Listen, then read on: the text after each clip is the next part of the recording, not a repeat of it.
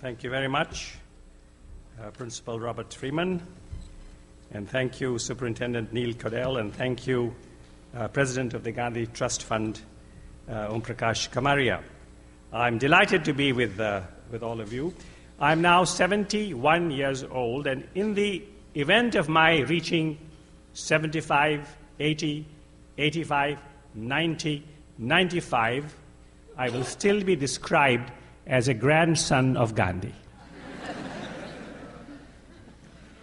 But there are some upsides to being Gandhi's grandson. I had the chance, for instance, in the late 1950s, to shake the hand of Martin Luther King Jr. in Washington, D.C.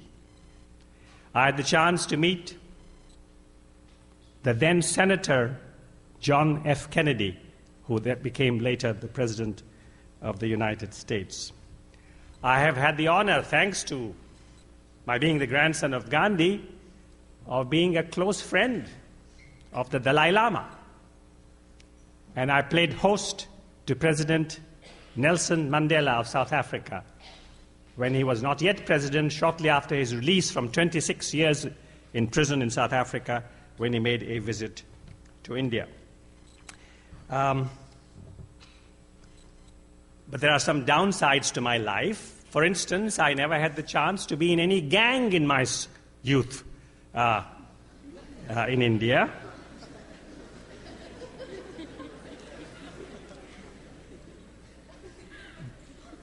I have been involved, though, in trying to bring some peace and reconciliation and justice in tremendous battles that take place in that part of the world. Now, I understand that there is here in your school in Niles North an Indo-Pak society. Is that correct? Are there any here who are members of that society? Put up your hands, please.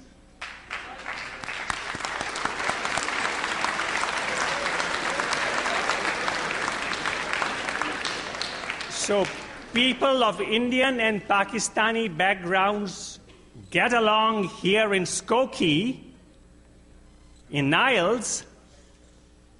I wish the same were true in that part of the world. And you have heard of the conflict and tensions between Indians and Pakistanis, sometimes between Hindus and Muslims in that part of the world.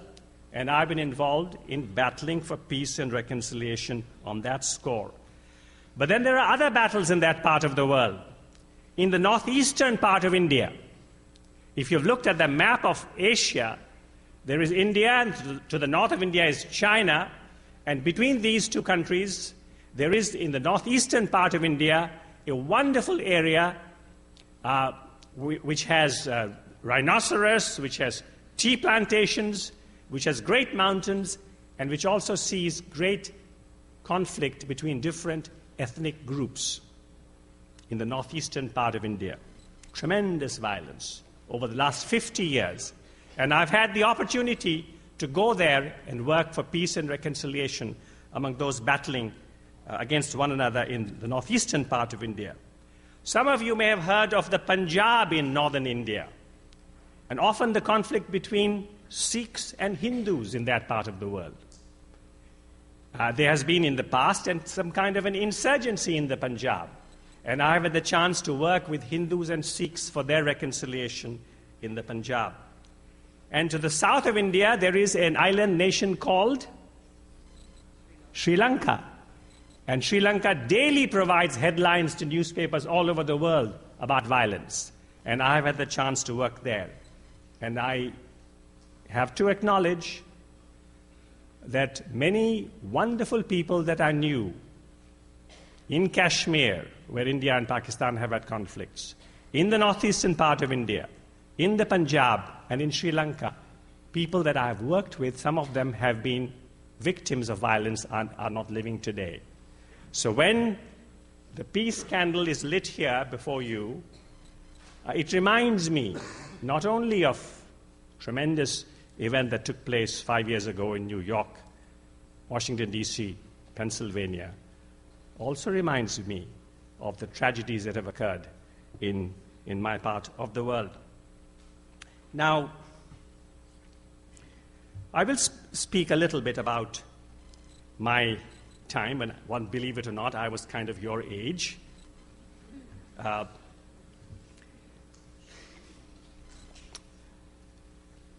I met some people in charge of athletic and sporting activities here in the school.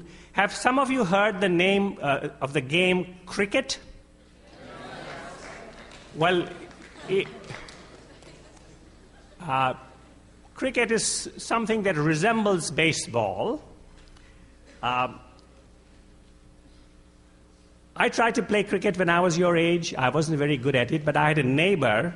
His name was Arun. Is there anybody called Arun here? There may be.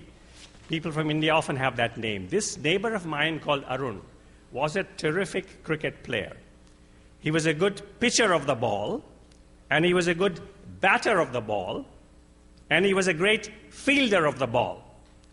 I was no good at either batting or pitching or fielding. And he had that nasty habit of always doing something pretty good. On the rare occasions when he did not do very well, I would go to my neighbor Arun, who lived in the apartment right next to our apartment. On the days when he did not do very well, I would go to him and say, Arun, tell me what happened in the game today.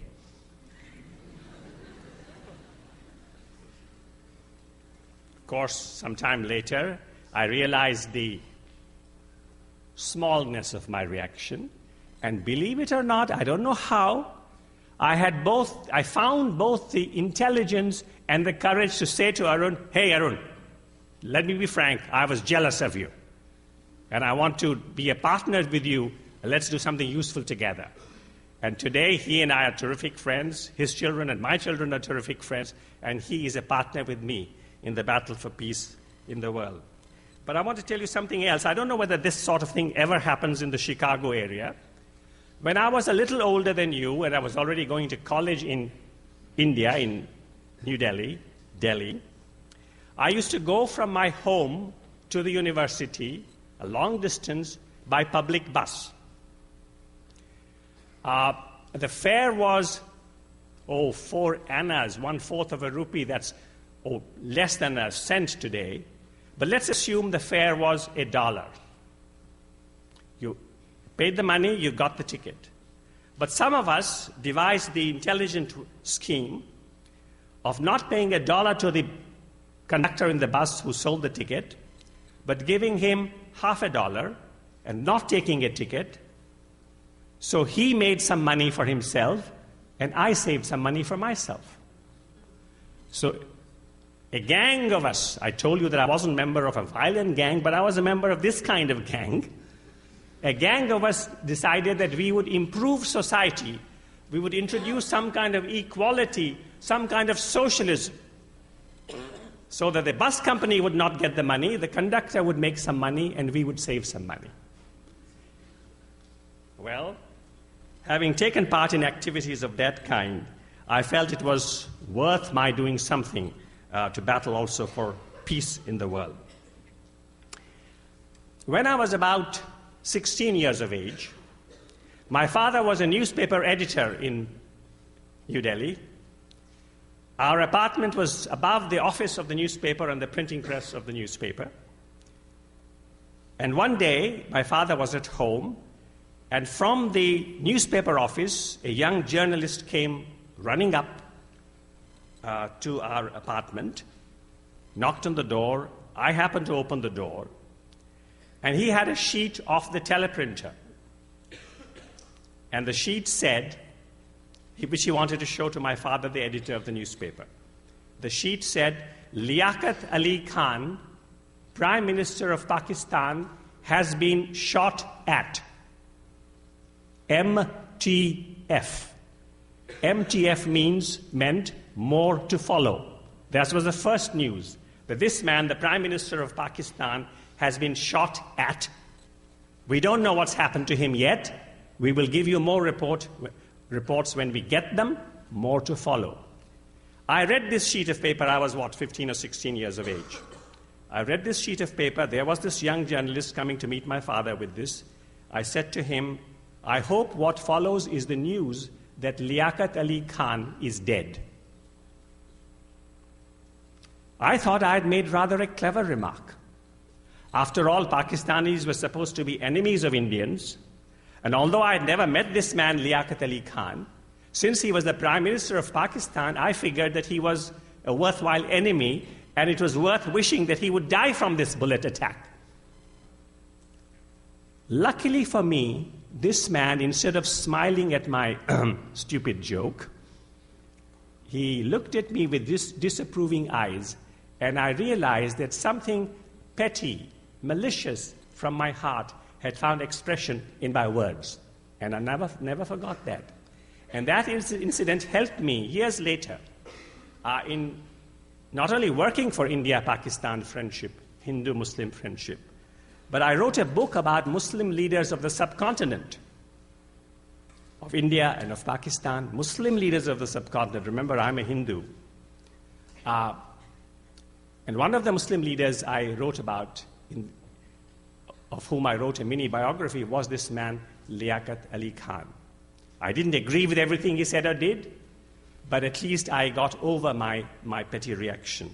And mercifully and luckily, that book that I wrote has also played some tiny part in the battle for reconciliation between India and Pakistan. Now, September 11 will never be forgotten, as Superintendent Caudell reminds us. September 11 will not be forgotten for one other reason. On September 11, 1906, exactly 100 years ago today, in Johannesburg in South Africa, my grandfather, Mohandas Gandhi, and several hundred people of Indian origin who were threatened that they would be ousted from South Africa. They met in a theater called Empire Theater in Johannesburg on September 11, 1906, and they decided that they would oppose the contemplated step against them through non-violent means. They made that resolution on that day, September 11, 1906. And Gandhi gave to that non-violent fight the name that some of you may have heard.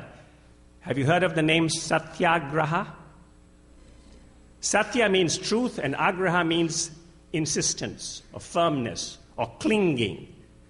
Clinging to the truth non-violently.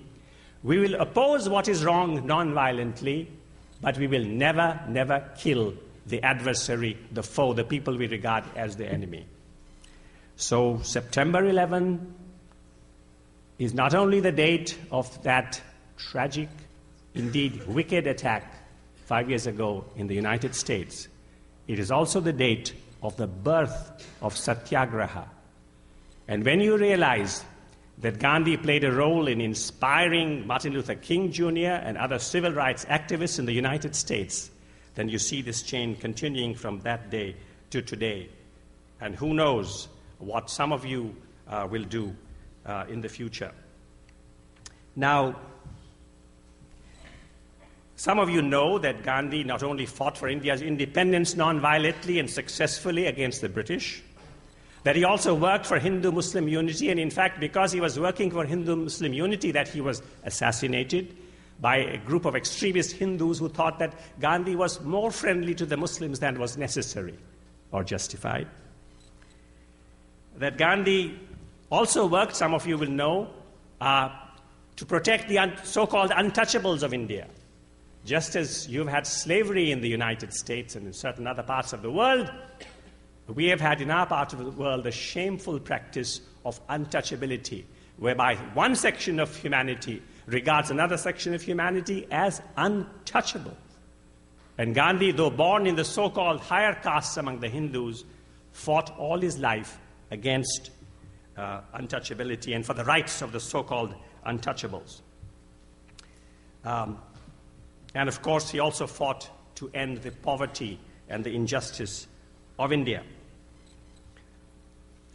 But not many of you may know of the conservative background in which Gandhi was born.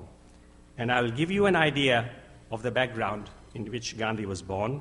His father was a public official in a princely state of India. You know, when the British ruled India, India was of two kinds. One part of India was ruled directly by the British, the other part of India was ruled by Indian chiefs over whom the British ruled, but then the chief had complete authority in his area. So Gandhi's father was a prime minister in one of these princely kingdoms in Western India. His family, his parents, his grandparents were orthodox, conservative Hindus of the so-called high castes. And a boy called Uka used to come to this house in which Gandhi was born and raised to clean the lavatories. The people in the house did not clean the lavatory. It was supposed to be unclean work. And only a boy or a woman from the so-called untouchable background could come into the house to clean the lavatories. And Mohandas, he was a boy, 11, 12 at this time, his mother said to him, when Uka comes to clean the lavatories, you are not to touch Uka, because she found that he was friendly with Uka. She warned him, Uka is untouchable, you are not to touch him. Mohandas said to his mother, well, you tell me I should not touch him, but isn't he somewhat like me? Isn't he a boy like the other boys I'm supposed to play with? Why shouldn't I touch him? He argued with her, but she said, no, I'm telling you, you're not to touch a boy like him. Then Mohandas said, there are boys who are called untouchables in my school. What if I touch them? Mohandas's mother used to tell him that if by accident you touch Uka, untouchable, to clean yourself you have to have a good bath afterwards to clean yourself. But what if I touch somebody in my school who comes from the untouchable background? Do you know what his mother said to him? If you touch an untouchable in a school and you are not able to have a good bath right away afterwards, you should cancel that polluting touch by touching a Muslim boy afterwards. One polluting touch will be cancelled by another polluting touch. One negative cancels another negative.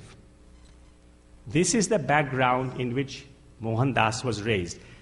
Not that Mohandas's mother and father were evil people, but they had internalized the notion that the untouchables should not be touched and that Muslims should not be touched. Coming from that background, Mohandas K. Gandhi not only fought a non-violent battle for the independence of India, he fought a battle on behalf of the untouchables and for Hindu-Muslim equality and the rights of the Muslims in India and in South Asia. So this is what an ordinary man in one lifetime could do, coming from a background that I've told you about. So that is the picture I want to leave before you. You are from your own unique, wonderful backgrounds. You have your lives. You have your situations. You have your challenges. But remember that today you have seen this candle of peace being lit. You have heard many times about Gandhi and people like him and Martin Luther King Jr. and Mother Teresa and other heroes. And you have to decide what your life is going to be and whether or not you're going to fight the injustices, the hatreds, the intolerances, not only around you, but also begin by dealing with these in your own lives. So I wish you the very best. I hope that we will at some point have questions now, at some point whenever the school authorities decide it's okay, because it's far more interesting for me to find out what you have on your mind than for me merely to continue telling you what I want to say. Thank you very much for listening.